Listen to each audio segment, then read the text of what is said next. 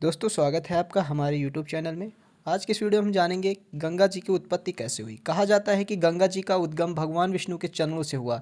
एक पौराणिक कथा के अनुसार जब भगवान वामन भगवान विष्णु के 5वें अवतार ने राजा बलि से 3 पग भूमि दान में मांगी थी, तब उन्होंने अपने एक पैर से स्वर्ग, दूसरे पैर से पृथ्वी और तीसरे पैर से पाताल लोक को नापा था। जब भगवान रूपी विष्णु ने स्वर्ग लोक में अपने पैर रखे तो उनके चरणों से एक दिव्य धारा निकली, जो आगे चलकर गंगा नदी बनी।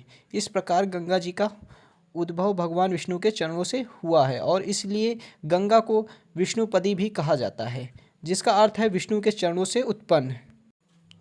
भगवान विष्णु के चरणों की पवित्रता से ही गंगा जी का जल पवित्र और मोक्षदायिनी बन गया। ऐसा माना जाता है कि गंगा जी की स्पर्श मात्र से ही जीवों के पापों का नाश हो जाता है और उन्हें मोक्ष की प्राप्ति होती है।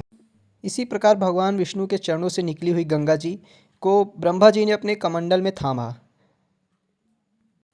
गंगा जी बहुत ही पवित्र थी और उनका वेग बहुत ही ज़्यादा था। उसके बाद जो है कि माना जाता है कि गंगा जी जो है कि स्वर्गलोक में भी काफ़ी दिन तक रहीं। जैसा कि आप इमेज में देख भी सकते हैं, हमने एआई से जनरेट किया है। तो स्वर्गलोक में भी काफ़ी दिन रहने के बाद बहुत ही ज़्यादा लोगों को ज़रूरत थी धरती पे। तो उसके लिए अभी हम आपको आगे की कहानी बताते हैं। तब तक आप हमारे वीडियो को लाइक सब्सक्राइब ज़रूर कर देना।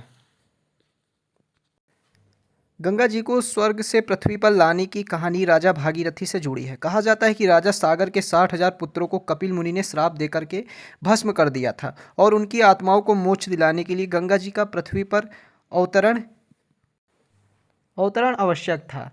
राजा भागीरथी ने कठोर तपस्या की और भगवान ब्रह्मा जी से गंगा जी को धरती पर भेजने की प्रार्थना की। राजा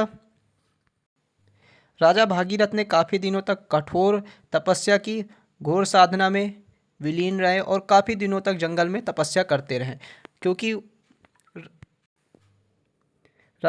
राजा सागर के 60,000 पुत्रों को मुक्ति दिलाना था। जिसके बाद से गंगा जी का वेग इतना था कि वो धरती पर स्वर्ग से आ नहीं पाती। तो भोलेनाथ शिव जी ने अपने जटाओं में गंगा जी को थामा, जिससे कि गंगा जी का वेग थोड़ा बहुत कम हुआ, यानी कि लगभग वो अपने धरती पर फिर आ सकती थी, क्योंकि इससे पहले धरती पर आने के लिए उनका वेग बहुत ज़्यादा था।